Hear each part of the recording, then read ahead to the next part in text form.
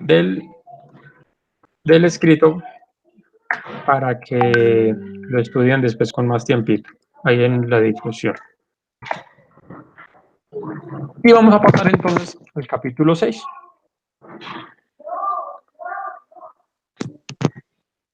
Y ese capítulo empieza, este capítulo es corto, está dividido en dos temas, dos subtemas. El primero de ellos es la elección de 7 diáconos y el segundo de ellos es el arresto de Esteban. Ya vamos a ver más adelante quién es. La elección de los 7 diáconos, les contextualizo un poco. Ya vimos en los capítulos anteriores que la iglesia ya se estaba organizando, ya las personas que se unían a la iglesia o que Dios las unía a la iglesia vendían todas sus cosas y finalmente las tenían todas en común y se encargaban de repartirlas de tal manera que a nadie le faltara nada, ¿cierto?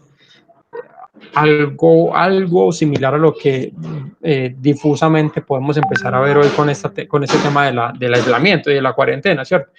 Donde difícilmente la gente tiene posibilidades de generar ingresos, pero lo que tiene procura compartirlo, lo hemos visto en muchos espacios, ¿cierto? Eso se hacía en la iglesia de los Hechos, pero con total entrega, ¿sí? Pero como obviamente todo eso es manejado por hombres, no deja de haber inconvenientes y resulta que parece que en la época ya había un político por ahí infiltrado, porque resulta que a la iglesia, que era, digamos que en su mayoría conformada por judíos, se le unió mucha gente que eran griegos, ¿cierto? Ya vimos que cuando Pedro da su primer sermón, se convirtieron como más de 5.000, ¿cierto? Y luego Pedro y Juan y una cantidad de gente se convirtió otros 3.000. Y había mucha gente de muchas regiones, ¿cierto? Recordemos lo del bautismo del Espíritu Santo, donde hablaban en lenguas y los de otras regiones entendían en su propio dialecto, es decir, estaban mezclados entre muchas culturas. Ya estaban entonces reunidos, ya convivían y resulta que a las viudas de los griegos no se les estaba dando la provisión adecuada como se les daba a las viudas de los judíos. Entonces ellos obviamente levantaron su voz de protesta y fueron donde Pedro y donde Pedro en ese momento. Y entonces la escritura nos narra lo siguiente, dice así, Hechos 6 del 1 al 7. En aquellos días el número de los discípulos iba en aumento, pero también comenzaron las murmuraciones de los griegos contra los hebreos, pues se quejaban de que en la distribución diaria de ayuda las viudas de los griegos no eran bien atendidas. Entonces los 12 convocaron a todos los discípulos y les dijeron, no está bien que desatendamos la proclamación de la palabra de Dios para atender las mesas. Así que, hermanos, busquen entre todos ustedes a 7 varones, oiga, de buen testimonio, que estén llenos del Espíritu Santo y de sabiduría. 3 condiciones que ellos plantean en ese momento para elegir a las personas que se iban a encargar de una labor tan simple como servir las mesas. Luego dice, dime, ¿qué dices? Estás leyendo en Reina Valera. En la Reina Valera contemporánea, se las recomiendo si tienen dispositivos móviles ahí para que cambien su versión. Es la misma Reina Valera con unas palabras más entendibles. Dice, para que se encarguen de este trabajo. Así nosotros podremos continuar orando y proclamando la palabra. Versículo 5. Esta propuesta fue del agrado de todos los creyentes y eligieron a Esteban, o Estefanus, que es una transliteración del nombre Estefanus, que es un nombre griego. Samu. Voy a llevar una pata. Vaya, llévelos pues. Dice Esteban o Estefanus, que era varón lleno de fe y del Espíritu Santo. A Felipe o Filipos, Prócoro, Nicanor, Timón, Pármenas y Nicolás, un prosélito de Antioquía. Luego los llevaron ante los apóstoles y orando por ellos les impusieron las manos. Conforme crecía el conocimiento de la palabra del Señor, se multiplicaba también el número de los discípulos en Jerusalén y aún muchos de los sacerdotes llegaron a creer. ¿Listo? Entonces aquí nos muestra, digamos que unas cualidades que ellos consideraron necesarias para que esas personas que se iban a encargar de una labor para nosotros tan básica como servirle a los demás, tenían que cumplir, ¿cierto? Y ellos hablan de varones de buen testimonio, llenos del Espíritu Santo y de sabiduría. Y esto me recuerda a una situación que tuvimos hace poco aquí en el grupo, les comento un detalle, que ahorita pues la verdad lo conocen. nos unimos con otro grupo, el grupo de Naife, para los que conocen a los compañeros de la iglesia, y el grupo nuestro siempre ha tenido una dinámica muy abierta, ¿cierto? Todo el que llega, venga, hágale, venga, involúcrese, venga, participe, somos muy filiales, muy amigables, tratamos de que todo el mundo se sienta muy cómodo. Y resulta que una de las posturas de los grupos que llegó a unirse con nosotros era que las personas que iban a servir o a tener un privilegio tan solo como una dinámica, como una reflexión, como un refrigerio, no podían ser personas que apenas estuvieran empezando, ¿cierto? Eso, dependiendo de cómo uno lo vea, puede parecer un poco religioso o legalista, ¿cierto? Pero cuando uno va a la escritura, uno encuentra que realmente para servirle a Dios se requiere de algunos requisitos, del cumplimiento de algunos requisitos. A mi parecer, eso lo que hacía era que limitaba el acceso de algunas personas a que se involucraran con el grupo. Desde el punto de vista de la escritura, eso es un requisito necesario para que alguien sirva a Dios, ¿sí? Entonces vea cómo a veces las posturas nuestras quedan devaluadas por la palabra de Dios, ¿cierto? Es decir, por encima de nuestra postura está la palabra de Dios. Laurita. O de pronto podría ser porque, a ver, de pronto lo que dice, también dijo que es más bien que la persona tenga compromiso y que no le hubiera como una simple distracción o llamar la atención de él, que está haciendo tal cosa. Yo Sí, no te escucho bien. ¿Ustedes escuchan bien? No, yo no te escucho bien. Angie está todavía ahí. espérame, yo me pongo los audífonos. Ok, ahí se escuchó mejor. ¿Me escuchan? ¿Me oyen? ¿Me escuchan? Sí, Sí, que sí. quizás la cuestión de esa parte que nosotros quizás no veíamos como lo ve Naife o como lo empezamos a ver ahora, fue porque Ujú. quizás con esta metodología de lo que se está aplicando, que tenía que tener buen testimonio, ser lleno del Espíritu Santo y todo eso, es más bien como que la persona tuviera un verdadero compromiso con el servicio, más no como tal de hacerlo, por llamar la atención, porque, ay, mira el que está colaborando, mira lo que está haciendo. Es más bien como eso, yo creo. ¿O me equivoco? Exacto. No, realmente sí se trata de las motivaciones, ¿cierto? De las motivaciones. Tuvimos la intención de, cuando el grupo era un poco más numeroso, abrir un ministerio que se llamara, un ministerio dedicado a la labor social, ¿cierto? Pero las personas en las que me fijé en ese momento para que hicieran esa labor aún En estaban ese en un momento proceso, para que estaban empezando. aún estaba en un proceso, estaban Escuchan bien, tiene yo escuchan el bien, micrófono, escucho un tiene el retorno ahí micrófono, escuchamos ahorita. retorno ahí Por favor. ahorita, por favor. Eso, gracias. Y esas personas en ese momento de pronto no tenían la formación adecuada para entender la motivación con la cual debían hacer las cosas, ¿cierto? Una labor social la hace cualquiera, todos hemos escuchado del caso de que se parquea por ahí una camioneta muy lujosa en el Parque de la Libertad y reparte pan y chocolate y todo el mundo y uno dice, excelente ser humano, ¿cierto? Y uno no sabe, puede ser cualquier traqueto, cualquier personaje tratando de lavar su conciencia, un poquito de aliviar su conciencia, que simplemente hace una labor social y no es la forma como Dios quiere que le sirvamos, ¿cierto? Entonces, sí, definitivamente tiene que ver mucho con la motivación, con las intenciones por las cuales nosotros hacemos las cosas y qué mejor o qué mejor, mayor evidencia que cuando uno está, digamos que muy comprometido con la obra de Dios, es perseverante, estudioso y todo el asunto, para demostrarnos a nosotros, a los demás, que realmente sí, sí estamos preparados para servir, ¿cierto? Porque el corazón finalmente pues solo lo ve Dios. No sé si Rubén quiera aportar algo ahí.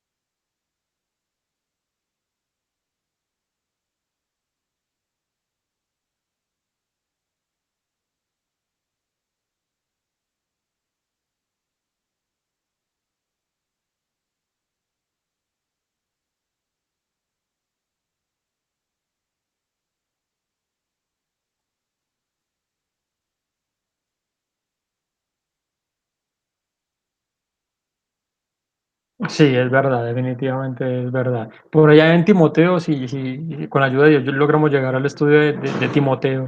Hay un pasaje en el que se habla acerca de que se debe encargar a personas, digamos que maduras, la enseñanza de la palabra maduras a nivel espiritual, de la enseñanza de la palabra, porque el joven se envanece, ¿sí? Y entonces simplemente termina estropeando la labor, ¿cierto? Pero es un requisito ya de pronto de un poco más, de una mayor exigencia. Listo. Eso respecto a la elección de los 7 diáconos. Oiga, diáconos para servir en la mesa. ¿Sí? El asunto es que cualquier labor que se hace para Dios es un privilegio realmente. Cualquiera. Y de pronto a veces en la iglesia no se debe luchar por crecer, ¿cierto? En autoridad, eso es para la calle, en la calle sí uno debe luchar por eso, pero en la iglesia no, ¿cierto?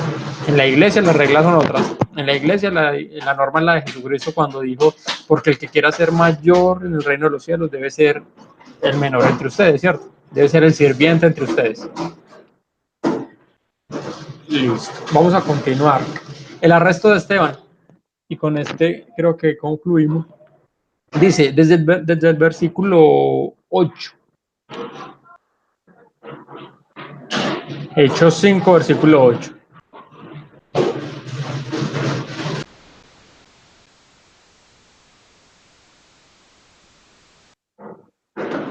Dice... Silencio, gordito. Tengo una carrera. Ahí estoy con Rubén. Va Rubencho. Saluda a Rubencho. Hola. A Chile. No, voy a ir para la carrera. Bueno, gordo.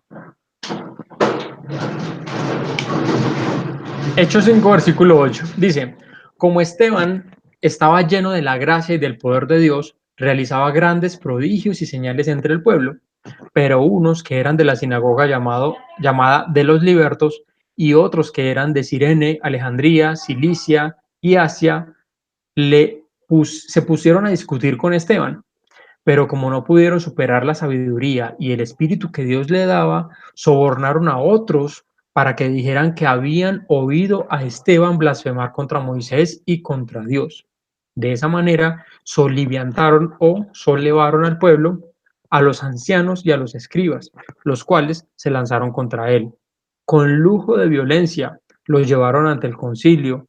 Los testigos falsos que presentaron dijeron, este hombre no deja de blasfemar contra este lugar santo y contra la ley.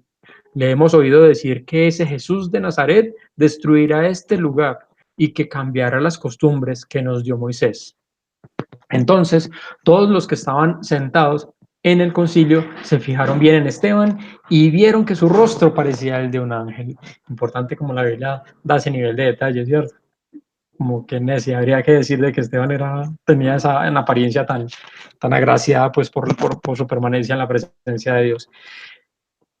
Aquí hay que de pronto resaltar un poco de que finalmente todo el libro de los Hechos, al menos los primeros capítulos, tenemos que de pronto conocer un poco el contexto, y es que esta gente empieza a luchar, después de que el Señor asciende a los cielos, esta gente empieza a luchar contra toda una cultura religiosa de los fariseos, de los ancianos, ¿sí? Y era una cultura muy, ¿cómo se dice? Muy acérrima, hay una palabra que se llama recalcitrante, es decir, lo que decía la escritura, así era, ¿cierto? Así se hace, eran muy legalistas, muy duros en el seguimiento de la escritura, pero lo hacían simplemente a nivel externo. Realmente esa ley no había generado una transformación en ellos y eran apasionados o fanáticos por proteger lo que la escritura decía, ¿cierto? Y se encuentran con otro grupo de personajes que empiezan a darle un sentido a la ley, a darle un significado, a darle a entender a la gente que Dios realmente no espera que nosotros seamos cumplidores completos de su palabra, porque no es posible, ¿cierto? Sino que entendamos que realmente somos pecadores y que no podemos alejarnos de Él, ¿cierto? El manual de vida realmente lo que nos termina enseñando es que siempre tenemos que recurrir a Él, porque por más que nos esforcemos, la mente nos juega malas pasadas, las decisiones que tomamos, el cuerpo, como dice la palabra, como dice Pablo, miserable de mí, ¿quién me librará de este cuerpo de muerte, cierto? porque el pecado habita en mí, dice Pablo. Y finalmente, todos esos religiosos tienen que chocar contra esos personajes que les están diciendo, vea, ya no sigan esforzándose más, sigan a Jesucristo, sigan a la ley, sigan a la palabra viva, ¿cierto? A la que ustedes descalificaron, a la que ustedes mataron, porque Él es la única forma de llegar a Dios, ¿sí? Jesucristo mismo les dijo a los fariseos, ustedes escudriñan la escritura creyendo que en ella está la vida eterna y ella apunta hacia mí, ella da testimonio de mí. Listo, entonces mire cómo encontramos una lucha entre fanáticos y otro conjunto de personajes creyentes en Jesucristo, donde empezamos a ver cómo esta gente era tan apasionada por lo que hacía que finalmente no le costaba nada terminar apedreando a alguien. Y eso es lo que empezamos a ver de aquí en adelante. Los mártires, las masacres, empezamos a ver a un personaje como Saulo, ¿cierto? Todo lo que hacía y finalmente cómo Dios empieza a orar sobre cada uno de ellos. Esteban es llevado ante los religiosos y en el capítulo 7 vamos a ver, mejor dicho, una exposición magistral, un resumen de la ley desde Abraham hasta el tiempo de Jesucristo que les hace Esteban para decirles, vean, yo no estoy en contra de ustedes, yo no estoy en contra realmente de la ley, pero ustedes son los que están en contra de la ley. En eso concluye finalmente el tema. Y ellos, dice la palabra, que se tapan los oídos o que dan voces y gritos para no escuchar lo que él les decía y lo apedrean y lo matan. Pero, o sea, una cosa es contarlo, esto es como una novela de Corintel ya, como decían las mamás de uno, eso tiene más emoción que cualquier cosa, pero leerlo es otra cosa. La descripción magistral que Esteban hace de cada uno de los momentos de la historia, cómo Dios ha orado con su pueblo, cómo fue liberado el pueblo, cómo llegaron hasta el tiempo de Jesucristo, es una explicación magistral, una evidencia de que él realmente era una persona llena del Espíritu Santo y que conocía de lo que estaba hablando, de que sabía que era lo que estaba defendiendo y que su postura no era simplemente la de un revolucionario que quería ir en contra de una cultura religiosa del momento, sino que realmente tenía fundamentos para hacer lo que hacía, al punto que él no estuvo en contra de que lo apedreara, simplemente dice la palabra que le entregó su espíritu al Señor y murió. Pero ese se las dejo de tarea, así que yo creo que ya mañana hablaremos de eso. Esa es lectura para todos los que estamos aquí. Mañana charlaremos un poquito de eso y no lo vamos a leer mañana, pero vamos a seguir entonces con el capítulo 8 ya mañana. ¿Listo? No sé si hasta ahí tengan dudas, sugerencias, súplicas o ruegos.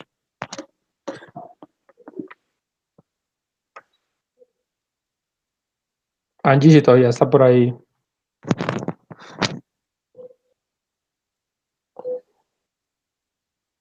¿Cómo le fue a Angie?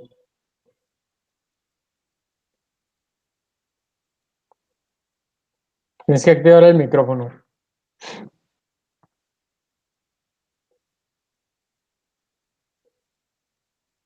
Ah, sí, lo tenía apagado, es que se me olvidó. ¿Cómo le fue a Angie? Bien, no, todo muy claro. Ok, qué bueno. Entonces queda antes de tarea leer el capítulo 7 para que mañana charlemos un ratico sobre él y sigamos nuevamente al capítulo 8. ¿Listo? Pero ¿quiere hacer algún aporte antes de concluir? Sí.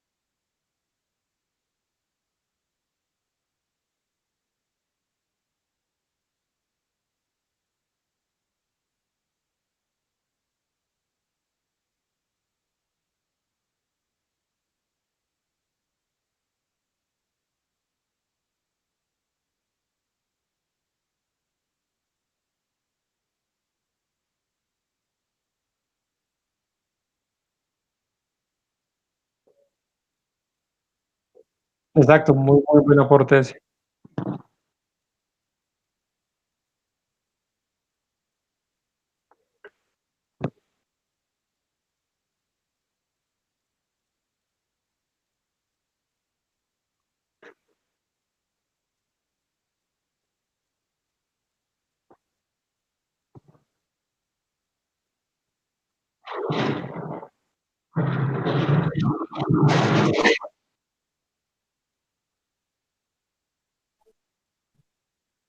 Mm, mm.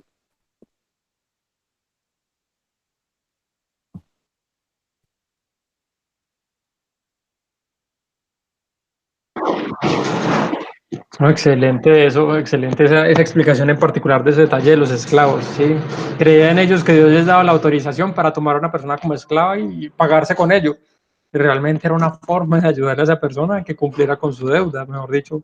De esa forma Dios es que le vino a dar sentido a la ley, ¿sí?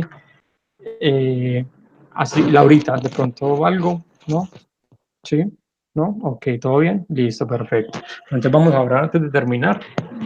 Qué bueno que cumplimos con el tiempo y así concluimos.